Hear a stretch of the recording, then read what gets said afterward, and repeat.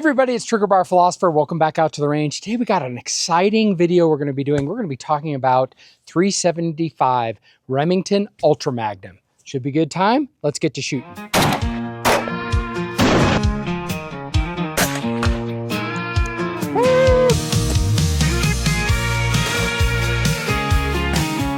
All right, well, welcome out to the range. I've got a friend with me who's going to be showing me his 375 Remington Ultra Magnum. This is a fantastic cartridge. He really got it for his Africa game hunting. This thing is crazy fast, crazy big bullets, and we're going to do some fun gel tests with it today. Before we get started, I want to show you this cartridge. Okay, so what we have here is your regular 5.56 round. This is a 6 arc, so the bottom case is very AK-ish. This is the 7-65 PRCW, so think PRC. So still a Magnum cartridge, but then in comparison, here is the 30-06.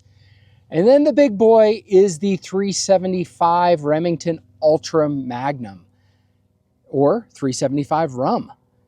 Look at that cartridge. Now, it has a smaller or lighter than typical bullet in it here because it's a hunting bullet and it's a solid copper. But these things can create some devastating impacts on Africa game animal, which is this is intended to do, especially when you think about Cape buffalo and such. All right, well, why don't we kick over to my friend who's going to tell us about the gun. Hey, this is my buddy, and he's going to talk about his 375 Rum. Hello everybody, this is my 375 Rum, specifically built for when I go after Cape buffalo in Africa. It is got a Shiloh number 4 barrel, an MPI Kevlar stock, a limb saver, and it really does save the limb. This is the hunting scope I've got on it currently. This thing has broken 4 other scopes from various manufacturers, or it slips in there because the amount of inch-pounds I'm allowed to use for most scopes, it'll just slide around. But it has broken 4 scopes.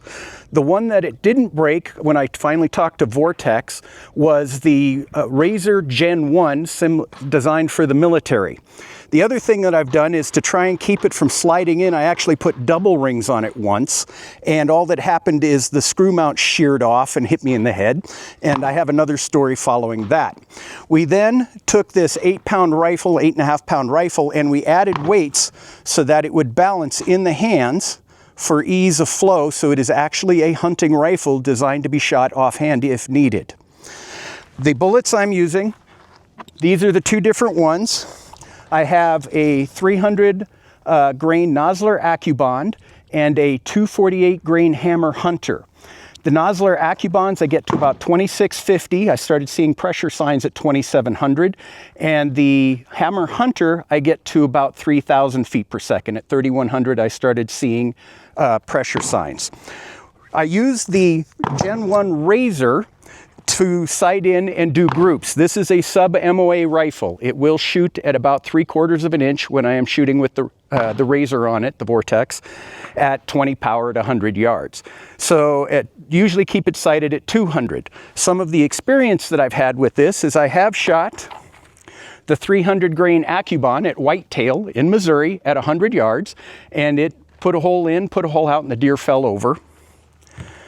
I have shot this at elk and hit elk, and the results were spectacular, but I didn't get any pictures, but it was definitely a catastrophic hit. The elk just dropped. A friend of mine makes body armor for the Society of Creative Anachronism, a sword fighting club. When the scope flew off because we sheared the scope mounts and hit me in the head, I needed 4 stitches.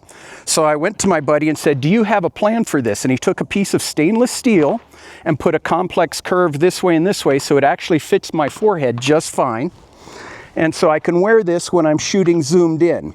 Now with this particular scope, which is the Bushnell Elite, 2.5 to 10, I can get it up to about 5 power, maybe 6 before I start getting a little bit of a love tap. If I go to full 10, it will draw blood. When I've had other scopes on here, especially target scopes, 3 to 15, 3 to 18, stuff like that, if I got much past 10 or 12 power, even with that eye relief, I was going to draw blood. So we put this on, so anytime I have to zoom in, just get a little bit of a tap, nothing big. That's amazing. So we have some names for this gun. Yes. Most of my friends call it the two-shot gun. Why is that? I'll talk them into shooting it once, and then they say, no, it really couldn't have been that bad. So they'll shoot a second time and say, no, it really is that bad, and they never shoot it again. We also call it another name, too. Oh, the silly rifle? Yeah. Yes, because there's absolutely no purpose for this rifle in the United States. I just wanted one because it's silly. And that's the best reason sometimes to own a gun, is because you just wanted one. Because I just wanted one, yes. Yeah, absolutely. Okay, well, we're going to do some fun stuff. We're getting it sighted in, and then we're going to shoot it into some 20% ordnance gelatin. That should be pretty cool. Should. We got, what, maybe a foot of sandbag, maybe of sand behind it. I hope we capture a bullet. Yep. No promises. No promises.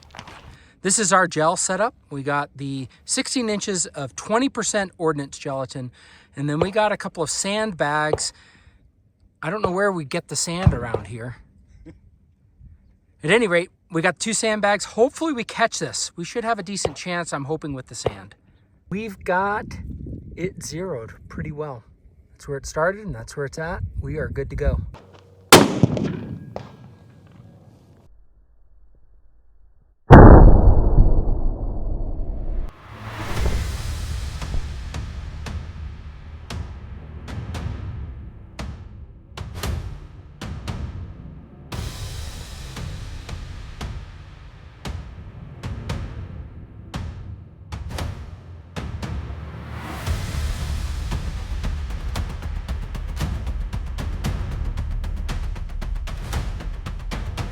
Okay, let's take a look at this. A couple of things to remember. We are at 100 yards from this gel block, and this is a 20% ordnance gel block meant for rifles.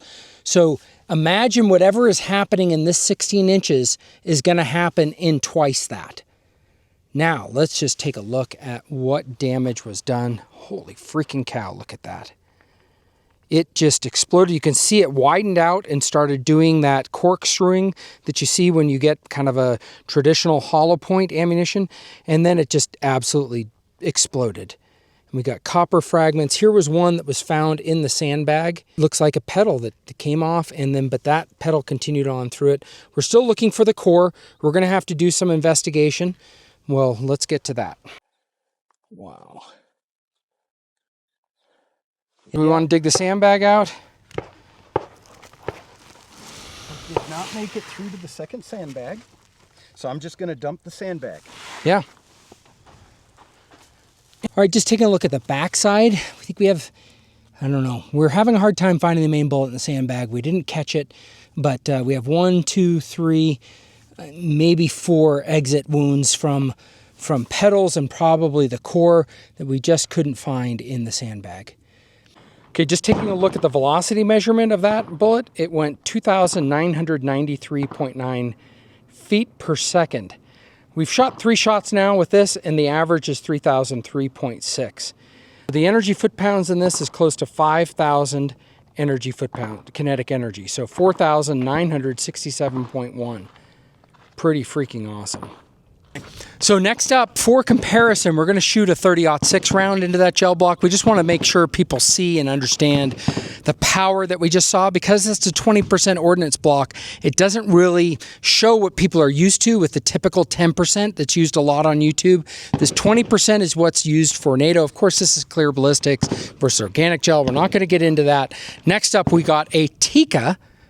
From the factory, Tikka 30-06. Anything different about this? Shooting a Vortex PST Gen 2, 3 to 15. I've got a first focal plane on here because I just wanted to see what that was about. Normally when I hunt, I use a second focal plane. And I'm using absolute hammers, 151, 30-06 again from Hammer Bullets. These are going to be at about 3,100 feet per second. I've used these on a number of whitetail, oryx, and elk. The results have been absolutely spectacular, not like we just saw, but definitely dead right there type of shots most of the time, as long as I did my job. Otherwise, this is complete factory. Weight difference between the 375 rum and your 30-06? This comes in at about 8 pounds. I haven't actually weighed it, but it's about 8 pounds. With the weights to balance the 375 rum, it came in at about 10 pounds. Yeah, so you'd prefer hiking in the Rocky Mountains to be carrying the 30-06 versus the 375 Very much rum. so, especially since the last hunt we were on, we did 7 miles in lava rock, and I was tired after that. But this gun is now called Sting. Sting? Yeah. Okay. Because it is an orc slayer. I mean orc slayer. Orc slayer. Yes. Sting. It's a good name. All right, we're gonna get it sighted in, and we're gonna put something into the gel block.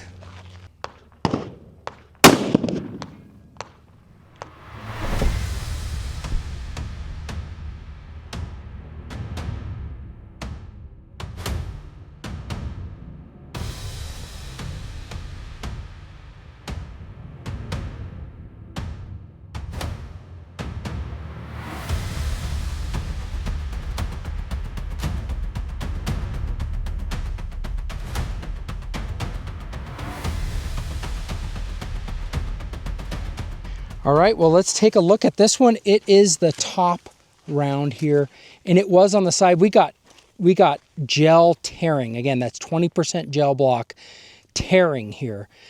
Absolutely wrecking this. And again, this would happen over 32 inches. This would happen over 32 inches, not the 16 gel block, because this is a 20%. So just crazy. Came out here. We'll see if we caught much of it. But that did fantastic. Those absolute hammers absolutely did a number on... What part of the oryx did you hit? Headshot. He's very proud of that. So it blew out the side. This is what it did to our cardboard backer. Yeah, sure, cardboard is kind of crazy, but that's all basically gel and gas just ripping into it. So I doubt there are any fragments of anything that went to it, but just the pressure wave coming through that, that's awesome. With that 151 grain absolute hammer bullet, we were shooting that at 31, 35 feet per second. We did a 4-shot group with that, and we had 31, 32 as the average. We had a kinetic energy on that of 3289, which is 1,700, 1,500 less than what we were getting with that 375 rum. That's a big difference and a lot of weight difference, another 100 or so grains of bullet. Yeah, and you could see that in the gel block. Okay, this is the bullet that we captured from the 375 rum. The remaining part of the slugs with the petals sheared off. A lot of fragments in there. We'll take this back and weigh it. So when these rounds hit the gel block expands. This was a halfway decent card table before. This is not a halfway decent card table after. All right, well, we had an awesome time with my buddy out here today. We shot the 375 rum. We also shot his 30-06 just for comparison. Man, you can see that. It's hard to see when you watch a lot of my other videos because I use those 10% ordinance gelatin blocks. I've got some more of these 20%ers, so we'll do more cartridge reviews of rifle cartridges. Just you can see, instead of ruining 2 gel blocks, we're just ruining the 1. Unfortunately today we weren't able to capture it in the sand. I think in the 30-06 case it probably went over the sand, and in the 375 rum case, I don't know. There was just a lot of fragmentation that was going on at that point. But as you can tell, both just incredible cartridges, putting the hurt on the animals. I think they're great options for hunting or if you just want it. All right, well, thank you everyone. I hope everyone has a great week, and let's get to shooting. Because that scope's going to come back. And it's at 5 power, so it shouldn't hit you, but remember to tuck it tight into your shoulder. Yeah. Do not let it gain momentum on you. Oh. In the USA, where our spirits run free. Trigger-Bar Philosopher, it's you and me. From pistols to rifles, we'll take on the best. Awesome. Did it tap you? No.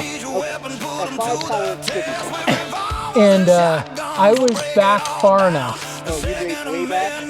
The scope wasn't totally visible. I mean, it was visible, but it was blacking in because I was outside of the eye box.